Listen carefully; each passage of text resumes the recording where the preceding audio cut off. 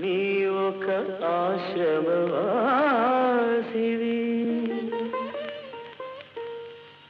నా దాహం తీరనిది నీ హృదయం కదలనిది నేనొక ప్రేమ పిపాసిని తలుపు మూసిన తలవాకిటలే పగలు రేగి నిలుచున్నా పిలిచి పిలిచి బదులే రాక అలసి తిరిగి వెళుతున్నా. ఎక్కడో గోవాలో తెలుగు సినిమాకు గౌరవం దక్కలేదా?